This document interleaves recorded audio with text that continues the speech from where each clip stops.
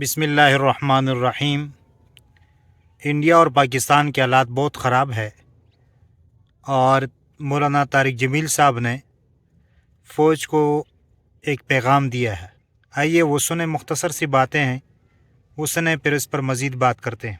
हिंदुस्तान हमारे ऊपर चढ़ दौड़ा एक गलत मफरूज़े पर, पहलगाम को बहाना बनाकर बग़ैर तहकीक के उसने हमले किए। आम लोग शहीद हुए, मर्द औरत बच्चे। मेरे नबी ने फरमाया, दरख्त नहीं काटने, फसलों को नहीं जलाना, औरतों को कत्ल नहीं करना, बच्चों को कत्ल नहीं करना, आम शहरियों को कत्ल नहीं करना, बूढ़ों को कत्ल नहीं करना, मंदिर, कलीसा, गिरजा, गुरुद्वारा नहीं गिराना। हमारे कुछ लीडर कह रहे हैं कि इन्होंने हमारी मस्जिदें गिराई, तुम इनके मंदिर गिराओ। नहीं, मैं ये हरगिज़ नहीं कहूँगा। मैं अपनी अफवाज से हाथ जोड़ के अपील करूँगा, किसी मंदिर पे हमला ना करें, किसी गुरुद्वारे पे हमला ना करें, किसी गिरजे पर हमला ना करें, किसी शहरी आबादी पे हमला ना करें, इनके फौजी ठिकानों पे हमला करें। जब उन्होंने ज़्यादती की है तो अब अल्लाह ने हमें इजाज़त दी है कि हम उसका जवाब दें। तो मैं अपने अफवाज पाकिस्तान के लिए हाथ उठा के दुआ देता हूँ, अल्लाह उन्हें सलामत रखे, अल्लाह उनको हर मैदान में फ़तह नसीब फरमाए। ये अल्लाह ने हमें ये हीरोज़ दिए हैं। हमारा सिपाही भी उतना ही कीमती है जितना जनरल आसिम मुनीर कीमती है।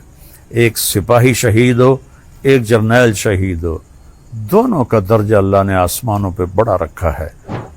और मैंने ऐसे एक छोटा सा क्लिप सुना, मैं आमतौर पर सुनता नहीं हूँ, कि इनके घरों में लाशें भेजो ताकि इनके घरों में भी चीखो पुकार मचे। अल्लाह के बंदो, हमारे घरों में जब शहीद की लाश आती है तो देगें चढ़ाई जाती हैं, जश्न मनाए जाते हैं, पूरे गांव वाले आके मुबारक देते हैं।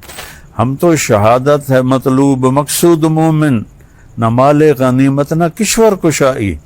तो मैं अफवाज पाकिस्तान के लिए दुआ करता हूँ, एयरफोर्स के लिए दुआ करता हूँ, नेवी के लिए दुआ करता हूँ, सब के लिए दुआ करता हूँ। और आखिर में एक अपील करता हूँ कि ये जो हमारे मुल्क में इंतशार है सियासी, इसको अल्लाह के वास्ते ख़त्म फरमा दें और आपस में एक हो जाएं। ये अगर आपस में भिड़ना भी है तो दुश्मन से निमटने के बाद अभी एक हो जाएं और ये सियासी इख्तलाफ मिटा दें। अल्लाह आप सब की हिफाजत। तो जी, आपने इनकी गुफ्तगू सुनी और ज़बरदस्त बातें की है, लेकिन इसमें यह है कि कोई नौजवान, कोई शहरी अगर वो बंदूक उठा के आपका मुकाबला करना चाहे तो फिर उसको भी कत्ल करना दुरुस्त है, क्योंकि वो फिर मुकाबले के लिए आ रहा है, नुकसान दे रहा है, तो इसलिए फिर उसको भी कत्ल करना दुरुस्त है और इसकी भी गुंजाइश है।